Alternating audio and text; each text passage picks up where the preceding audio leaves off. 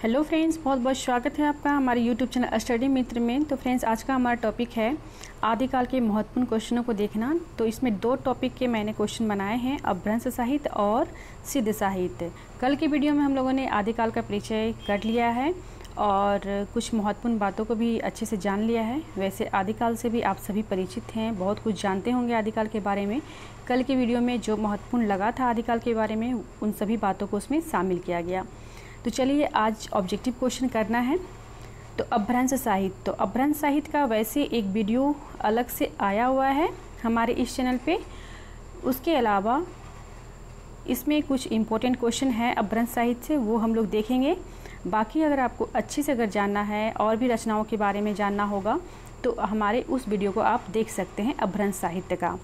ठीक है, तो चलिए स्टार्ट करते हैं। पहला क्वेश्चन, तो डॉक्टर राम कुमार वर्मा ने हिंदी के प्रथम कवि किसे माना है? डॉक्टर राम कुमार वर्मा ने हिंदी का प्रथम कवि किसे माना है? सरप्पा को माना है, स्वयंभू को माना है, या पुष्पदंत को, या फिर शालिभद्र सूरि को? तो डॉक्टर राम कुमार वर्मा ने हिंदी का प्रथम कवि किसे माना है? तो इन्होंने हिंदी का प्रथम कवि माना है स्वयंभू को। ऑप्शन नंबर 20 का सही हो जाएगा। नेक्स्ट क्वेश्चन है कि स्वयंभू किस सदी के कवि माने जाते हैं? ये भी बहुत इंपॉर्टेंट क्वेश्चन है कि स्वयंभू किस सदी के कवि माने जाते हैं? 8वीं सदी के, 9वीं सदी के, 10वीं सदी के, या फिर इनमें से कोई नहीं? तो स्वयंभू जो माने जाते हैं वो 8वीं सदी के कवि माने जाते हैं। ऑप्शन नंबर इसका ए जो है वह सही हो जाएगा। और 8वीं सदी, और इसको भी याद रखना है, 783 ईस्वी। नेक्स्ट क्वेश्चन है कि जैन परंपरा का प्रथम कवि किसे माना जाता है? अब आपके दिमाग में ये सवाल आ रहा होगा कि अभी तो हम लोग अपभ्रंश साहित्य पढ़ रहे, तो ये जैन परंपरा कहाँ से आ गया? जैन परंपरा इसलिए आ गया क्योंकि अपभ्रंश साहित्य के कोई ऐसे लेखक हैं जिनका संबंध है इससे। तो देखते हैं क्या महत्वपूर्ण स्थान है इनका जैन परंपरा में। वो आंसर अभी देखेंगे तो आप सभी को समझ में आ जाएगा। देखिए, जैन परंपरा का प्रथम कवि किसे माना जाता है? स्वयंभू को माना जाता है, सरप्पा को माना जाता है, या फिर दोनों, या फिर इनमें से कोई नहीं? तो जैन परंपरा का प्रथम कवि जो माना जाता है वह माना जाता है स्वयंभू को। ऑप्शन नंबर ए इसका सही हो जाएगा। ठीक है, जैन परंपरा का प्रथम कवि स्वयंभू को ही माना जाता है। नेक्स्ट क्वेश्चन है कि स्वयंभू के ग्रंथों की संख्या कितनी बताई जाती है? तो स्वयंभू की ग्रंथों की संख्या जो बताई जाती है वो 3 बताई जाती है। मैंने डायरेक्ट आंसर ही बता दिया इसका कि स्वयंभू के ग्रंथों की संख्या जो है 3 बताई जाती है। तो 3 ग्रंथ जो हैं इसके कौन कौन से हैं वो भी मैं बता देती हूँ। तो है, पहला है पुवम चरियु, दूसरा है ऋठुमणि चरियु, और तीसरा है स्वयंभू छंद। ठीक है, इन तीनों ग्रंथों की चर्चा की जाती है और इन्हीं 3 ग्रंथों का है, मतलब इनके लिखे हुए, इनके द्वारा रचित, तो ये जो है इसी का उल्लेख हमें देखने को मिलता है। नेक्स्ट क्वेश्चन है कि अपभ्रंश भाषा के वाल्मीकि तथा व्यास किसे कहा जाता है? तो अपभ्रंश भाषा के वाल्मीकि तथा व्यास किसे कहा जाता है? स्वयंभू को कहा जाता है, सरप्पा को कहा जाता है, या फिर विद्यापति को, या फिर तीनों को? तो अपभ्रंश का वाल्मीकि तथा व्यास जो कहा जाता है वह स्वयंभू को कहा जाता है। और आप सभी इसे अच्छे से जान लें कि स्वयंभू जो हैं अपभ्रंश भाषा के वाल्मीकि तथा व्यास कहे जाते हैं। ऑप्शन नंबर ए इसका सही हो जाएगा। नेक्स्ट क्वेश्चन है, स्वयंभू ने अपनी भाषा को क्या कहा है? तो स्वयंभू ने अपनी भाषा को क्या कहा है? देसी भाषा कहा, या फिर काव्य भाषा, या फिर लोकप्रिय भाषा, या फिर प्रतिष्ठित भाषा? तो स्वयंभू ने अपनी भाषा को कहा है देसी भाषा। ऑप्शन नंबर ए जो है इसका सही हो जाएगा। नेक्स्ट क्वेश्चन है कि स्वयंभू द्वारा रचित पुवम चरियु को किसने पूरा किया? इनके द्वारा जो रचित था स्वयंभू के द्वारा पुवम चरियु, यह अधूरा था, तो इसको लास्ट में पूरा किया गया था। तो यह किसके द्वारा पूरा किया गया था? विद्यापति के द्वारा किया गया था, या फिर जॉर्ज ग्रियर्सन, या फिर उनके पुत्र त्रिभुवन के द्वारा, या फिर उनकी पत्नी ने इसे पूरा किया था? तो इसका ऑप्शन नंबर जो है सी सही हो जाएगा कि यह जो है पुवम चरियु, इसको पूरा किया गया था इनके पुत्र के द्वारा, त्रिभुवन के। ठीक है, इनके पुत्र का नाम है त्रिभुवन, इसको ध्यान में रखना है, और इसी के द्वारा इस ग्रंथ को पूरा किया गया था। पुवम चरियु में किसका वर्णन किया जाता है? तो पुवम चरियु में रामचरित का वर्णन किया जाता है। ठीक है, पुवम चरियु में किसका वर्णन किया जाता है? तो रामचरित का वर्णन किया जाता है। नेक्स्ट क्वेश्चन है कि शिव सिंह सेंगर ने पुष्य कवि को क्या कहा? तो शिव सिंह सेंगर ने पुष्य कवि को क्या कहा है? वाल्मीकि कहा, गुरु कहा, भाखा की जड़ कहा, या फिर ज्ञान का भंडार कहा? तो शिव सिंह सेंगर जो है पुष्य कवि को कहा भाखा की जड़। ऑप्शन नंबर सी इसका सही हो जाएगा। तो ये थे अपभ्रंश साहित्य के कुछ महत्वपूर्ण ऑब्जेक्टिव क्वेश्चन यानी वस्तुनिष्ठ प्रश्न। इसके अलावा और भी आपको जानकारी चाहिए अपभ्रंश साहित्य से, तो अपभ्रंश का जो वीडियो है आप उसे देख सकते हैं, उसमें आपको बहुत सारी जानकारियाँ मिल जाएगी। चलिए अब चलते हैं सिद्ध साहित्य की ओर। तो सिद्ध साहित्य, तो पहला क्वेश्चन इसमें स्टार्ट हो जाता है कि हिंदी का प्रथम कवि किसे माना जाता है। तो हिंदी का प्रथम कवि किसे माना जाता है? स्वयंभू को माना जाता है, या फिर जॉर्ज ग्रियर्सन को, या फिर सरहप्पा को, या फिर तुलसीदास को। तो हिंदी का जो प्रथम कवि जो माना जाता है वह सरहप्पा को माना जाता है। और ये जो है आप सभी को अच्छे से याद रखना चाहिए कि हिंदी का प्रथम कवि किसे माना जाता है, तो सरहप्पा को माना जाता है। नेक्स्ट क्वेश्चन है कि सरोज, ब्रज, राहुल, भद्र इन नामों से कौन जाने जाते हैं? सरोज, ब्रज, राहुल, भद्र इन नामों से किसे जाना जाता है या कौन जाने जाते हैं? स्वयंभू, पहला ऑप्शन है स्वयंभू, दूसरा है सरहप्पा, तीसरा है विद्यापति और चौथा है तुलसीदास। तो कौन जाने जाते हैं इस नाम से? सरोज, ब्रज और राहुल, भद्र। तो ऑप्शन नंबर बी जो है इसका सही हो जाएगा, सरहप्पा जाने जाते हैं, option number B. Next question है कि सिद्धों में सबसे पुराने कवि हैं। तो सिद्धों में सबसे पुराने कवि कौन हैं? तो सिद्धों में सबसे पुराने कवि जो हैं लुइपा हैं, सरहप्पा हैं, कहनपा हैं या फिर भद्रपा हैं।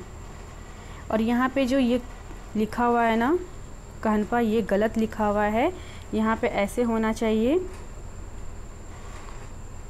कन्हप्पा। ठीक है, आप सभी इसे सुधार लेंगे, क्योंकि मैं ये नोट्स जब बना रही थी तो उस टाइम लाइट नहीं था, मोबाइल का टॉर्च जला के मैं इसे लिख रही थी, तो इसलिए शायद लिखने में जल्दी गलत हो गया होगा। आप लोग सभी सुधार कर लेंगे। ठीक है, तो सिद्धों के सबसे पुराने कवि कौन माने जाते हैं? तो सिद्धों के सबसे पुराने कवि जो माने जाते हैं तो वह माना जाते हैं सरहप्पा। ऑप्शन नंबर जो है इसका बी सही हो जाएगा। नेक्स्ट क्वेश्चन है कि ब्रजयान का केंद्र रहा। तो ब्रजयान का केंद्र कौन सा रहा? श्री पर्वत या फिर पतंजलि या फिर दोनों या फिर इनमें से कोई नहीं। तो ब्रजयान का जो केंद्र रहा ना तो वह रहा श्री पर्वत, ऑप्शन नंबर ए इसका सही हो जाएगा। नेक्स्ट क्वेश्चन है कि सहज यानियों की भाषा का क्या नाम है? सहज यानियों की जो भाषा है या फिर सिद्ध कवियों की जो भाषा है उसका क्या नाम है? संध्या भाषा नाम है, या फिर कठोर भाषा, या फिर मिश्रित भाषा, या फिर इनमें से कोई नहीं। तो इसका ऑप्शन नंबर जो है ए सही हो जाएगा, संध्या भाषा उसे कहा जाता है। सहजयानियों की जो भाषा है उसका नाम है संध्या भाषा। और संध्या के भाषा के बारे में कल मैं इसे बताई थी, संध्या भाषा जो है उसी को कहा जाता है संध्या भाषा। तो इसके बारे में कल वैसे बताई थी कि इस भाषा को क्या कहा जाता है और इसका मतलब क्या होता है। वैसे कुछ विद्वानों के अनुसार अगर देखा जाए तो यह एक ऐसी भाषा है जिसमें कि संध्या के समान जो है प्रकाश तथा अंधकार का मिश्रण है। ठीक है, जो ज्ञान के आलोक से उसकी सारी बातें स्पष्ट हो जाती है। तो यही इसका मतलब निकाले हैं बहुत सारे विद्वानों ने। नेक्स्ट क्वेश्चन है कि वर्ण रत्नाकर किनकी रचना है? तो वर्ण रत्नाकर किनकी रचना है? तो यह ज्योतिषर ठाकुर की रचना है, या फिर धनपाल की रचना है, या फिर स्वयंभू की, या फिर सरहप्पा की। तो यह जो रचना है वर्ण रत्नाकर, यह है ज्योतिषर ठाकुर की, ऑप्शन नंबर ए इसका सही हो जाएगा। नेक्स्ट क्वेश्चन है कि 84 सिद्धों के नाम किस ग्रंथ में दिए गए हैं? 84 सिद्ध के जो नाम का उल्लेख मिलता है तो सबसे पहले जो दिया गया था तो किस ग्रंथ में दिया गया था, किसमें इसका उल्लेख मिलता है? तो इसका उल्लेख किसमें मिलता है? ऑप्शन देख लेते हैं, मैथिली ग्रंथ में, या फिर पुवमचरियों में, या फिर दोनों में, या फिर इनमें से कोई नहीं। तो 84 सिद्धों के नाम जो दिए गए हैं तो किस ग्रंथ में दिए गए हैं? उसका ऑप्शन नंबर जो है ए सही हो जाएगा, मैथिली ग्रंथ में। ठीक है, और मैथिली ग्रंथ में जो दिया गया है 14वीं शताब्दी के मैथिली ग्रंथ में दिया गया है, यानी कि ज्योतिषर ठाकुर की जो रचना है वर्ण रत्नाकर, उसी में 14वीं शताब्दी के मैथिली ग्रंथ में इसका उल्लेख किया गया है। नेक्स्ट क्वेश्चन है कि शांति भाषा का प्रभाव किस कवियों पे पड़ा था? शांति भाषा का जो प्रभाव था वह किस कवियों पे पड़ा था? संत कवि पे पड़ा था, नाथ कवि पे पड़ा था, जैन कवि पे पड़ा था, या फिर इनमें से कोई नहीं। तो संध्या भाषा का जो प्रभाव जो पड़ा था वह पड़ा था संत कवियों पे, और संत कवियों पे इतना प्रभाव पड़ा था इसका कि सब लोग जो हैं सारे संत कवि जिन पे ये प्रभाव पड़ा था सभी उलटवासियाँ लिखने लगे थे, जैसे कि कबीर भी उलटवासियाँ लिखते थे। नेक्स्ट क्वेश्चन है कि राहुल संस्कृत्यायन ने शरपाद का समय माना है। तो राहुल संस्कृत्यायन ने शरपाद का समय क्या माना है? 769 ईस्वी माना है, या फिर 770 ईस्वी, या फिर 771 या फिर 772। इसका ऑप्शन नंबर जो है ए सही हो जाएगा कि राहुल संस्कृतन के अनुसार जो है सरापाद का समय है 769 ईस्वी। सरापाद या फिर सरापा दोनों एक ही हैं। दोहा कोश के रचयिता कौन हैं? तो दोहा कोश के रचयिता कौन है? सरप्पा हैं या फिर नाथ कवि हैं या फिर जैन कवि हैं या फिर विद्यापति हैं। तो दोहा कोश के रचयिता जो हैं वह है सरप्पा, और ये बहुत इंपॉर्टेंट है, कई बार नेट के एग्जाम में ये पूछा गया है। नेक्स्ट क्वेश्चन है दोहा कोश का संपादन किसने किया? तो दोहा कोश का संपादन किसने किया है? जॉर्ज ग्रियर्सन ने किया है, आचार्य शुक्ल ने किया है या फिर डॉक्टर प्रबोध चंद्र बागची या फिर विद्यापति। तो दोहा कोश का संपादन जो किया गया है वह किया गया है, ऑप्शन नंबर सी इसका सही हो जाएगा, डॉक्टर प्रबोध बागची के द्वारा किया गया है।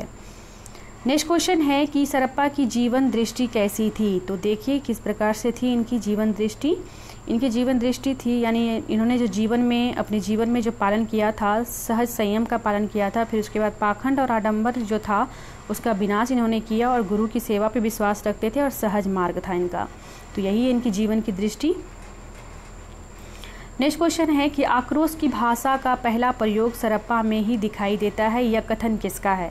तो आक्रोश की भाषा का पहला प्रयोग जो है सरप्पा में दिखाई देता है, यह कथन किसका है? बचन सिंह का है, जॉर्ज ग्रियर्सन का है या फिर गाशा दत्तासी का है या फिर विद्यापति का है। तो आक्रोश की भाषा का पहला प्रयोग जो है सरप्पा में दिखाई देता है, यह कथन जो है बचन सिंह का है, ऑप्शन नंबर ए जो है इसका सही हो जाएगा। अब क्वेश्चन है कि सिद्धों की भाषा को संध्या भाषा का नाम किसने दिया था? संध्या भाषा जो नाम पड़ा था सिद्धों की भाषा को कहा गया था, तो यह नाम किसके द्वारा दिया गया था? विद्यापति के द्वारा दिया गया या फिर अमीर खुसरो के द्वारा या फिर मुनि दत्त तथा अद्वैय ब्रज ने इसका नामकरण किया या फिर बचन सिंह ने। तो इसका ऑप्शन नंबर जो है सी सही हो जाएगा कि सिद्धों की भाषा को संध्या भाषा जो कहा गया था मुनि दत्त तथा अद्वैय ब्रज के द्वारा कहा गया था। नेक्स्ट क्वेश्चन है कि सरप्पा के गुरु कौन थे? तो सरप्पा के गुरु कौन थे? सरप्पा थे, लुइपा थे, मुनिदत्त थे या फिर धर्मपाल थे। तो इसके जो गुरु थे सरप्पा के वह थे सरप्पा, ऑप्शन नंबर ए जो है ये सही हो जाएगा। और आप एक बात देखिएगा कि जितने भी सिद्ध हुए थे ना, सभी सिद्ध के नाम के लास्ट में पापा लगा हुआ है, ठीक है, जैसे सरप्पा, लुइपा है ना, इस टाइप का नाम रहेगा, कहनपा। नेक्स्ट क्वेश्चन है कि सरप्पा की प्रसिद्ध पुस्तक का नाम क्या है? तो इनकी जो प्रसिद्ध पुस्तक है उसका नाम क्या है? चर्यापद है या फिर पुअम चरियु है या फिर हिंदी साहित्य या फिर इनमें से कोई नहीं। तो सरप्पा की प्रसिद्ध पुस्तक का जो नाम है वह है, ऑप्शन नंबर ए इसका सही हो जाएगा, चर्यापद। नेक्स्ट क्वेश्चन है दोहा कोश की रचना किस भाषा में हुई है? तो दोहा कोश की रचना किस भाषा में हुई है? अपभ्रंश में हुई या फिर अभट्ट में या फिर ब्रज भाषा में या फिर हिंदी उर्दू में। तो दोहा कोश की जो रचना हुई है वह हुई है अपभ्रंश भाषा में, ऑप्शन नंबर जो है ए इसका सही हो जाएगा। नेक्स्ट क्वेश्चन है कि चर्यापदों की रचना किस भाषा में हुई है? तो चर्यापदों की जो रचना हुई है किस भाषा में हुई है? अभट्ट में हुई है, अपभ्रंश में हुई है, मैथिली में हुई है या संस्कृत में हुई है। तो चर्यापदों की जो रचना हुई है वह हुई है अभट्ट भाषा में, ऑप्शन नंबर जो है ए इसका सही हो जाएगा। नेक्स्ट क्वेश्चन है कि लुइपा का जन्म किस राजा के शासनकाल में हुआ था? तो लुइपा का जो जन्म हुआ था किस राजा के शासनकाल में हुआ था? धर्मपाल राजा के शासनकाल में या फिर महीपाल या फिर रत्नसेन या फिर कोई नहीं। तो इसका ऑप्शन नंबर जो है ए सही हो जाएगा, धर्मपाल के शासनकाल में इनका जन्म हुआ था। नेक्स्ट क्वेश्चन है कि लुइपा के गुरु कौन थे? तो लुइपा के गुरु कौन थे? सरप्पा थे, सरप्पा थे या कहनपा थे या फिर भद्रपा थे। यहाँ देखिए कहनपा यहाँ भी गलत लिखा हुआ है, आप लोग सभी से सुधार कर लेंगे, कन्हप्पा होता है। तो लुइपा के गुरु कौन थे? सरहप्पा थे या फिर सरप्पा या फिर कन्हप्पा या फिर भद्रपा। तो कौन थे? तो लुइपा के गुरु जो हुए वह हुए सरप्पा, ऑप्शन नंबर जो है इसका बी सही हो जाएगा। नेक्स्ट क्वेश्चन है कि 84 सिद्धों में किसका स्थान सबसे ऊंचा तथा प्रथम माना जाता है? तो 84 सिद्धों में जिसका स्थान ऊंचा माना गया और प्रथम माना गया, तो ऐसे कौन से कवि हैं? सरप्पा हैं या फिर लुइपा हैं या फिर सरप्पा है या फिर कन्हप्पा हैं, ठीक है। यहाँ भी आप लोग सभी सुधार लें, थोड़ा सा हुआ है गलती लाइट नहीं रहने के कारण।